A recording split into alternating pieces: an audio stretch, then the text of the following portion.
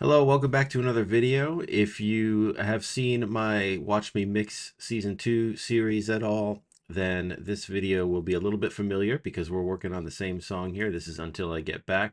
It is more or less fully mixed, but I've removed everything that I did on the master fader in that series in order to talk about the multipressor, and that's the subject of this video.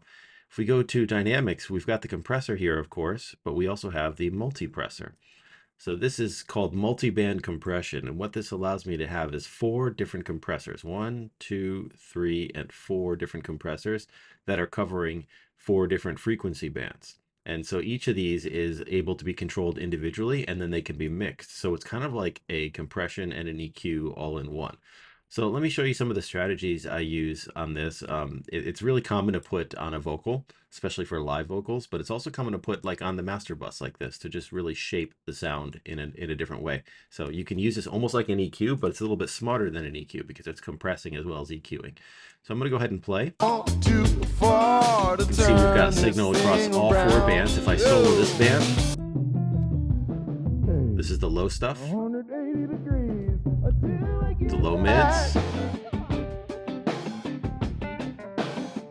the high mids, and the highs. And then here's the whole thing together. So there's lots of different strategies of using these. What I like to do when, just getting used to using multipressors, or if I'm trying to teach someone how to use multipressors, I like to just have a little bit of gain reduction on each frequency band and then mix them like an EQ. So basically what I'll do is I will solo each one at a time. And we'll see the gain reduction up here. So as I move the threshold, which is this guy right here, which I can also change with this one here. I'm going to make this a little bit bigger so we can see it better.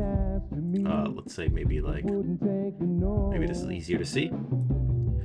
So I can change the threshold right here. I can also change it right here. And as I pull it down, we see the compression starting to happen. So let's see if we can get a little bit of compression across all frequency bands.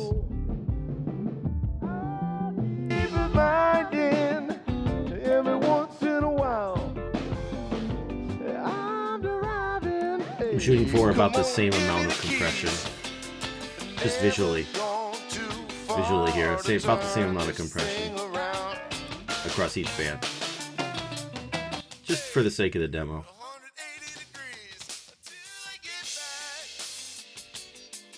Good, so now,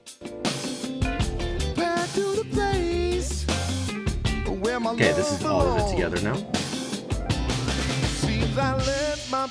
So now what we can do is we can do things like solo them individually and turn the makeup gain up and down. So let me show you that. Forever together, you know my heart, it must be true. I asked myself before. So this is just making this one quieter, louder. So if I pull this one down 5, pull this one down 5.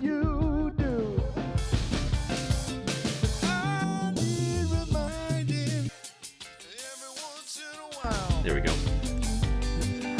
And I'm going to put a limiter over here, just so we can have a little bit more loudness.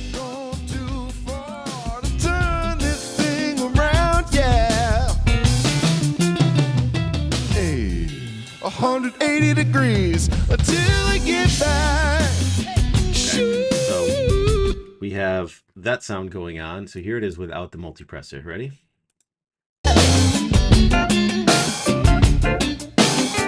And with it. Back to the place where my love belongs. And with it. I got a call from my friend Juan. So you can see it's almost like an EQ. It applies an EQ. If I turn on auto gain, it will attempt to try to have them all the same gain. It's going to sound very different. Belongs. Turn this limiter off. I got a call from my friend wanted to complain. So I like to use it with auto gain off and just use it like an EQ/compressor. So it's a really great way to get a nice clean sound. Standard way of doing this is you can pull out the 2 middle a little bit and keep the 2 outside ones where they were and just have a standard amount of compression across all of them. That's a good starting point for using a multipressor. After that, if you're on the master fader, It's a good time to put in the mastering assistant, which I've also done a full video on. And now you have some multiband compression happening leading into the mastering assistant. And that can be a really nice combination because the mastering assistant is going to see and hear everything that that multiband compressor is doing. So we'll let this analyze and we'll see what kind of EQ curve it comes up with. It's going to bring up an EQ curve right here.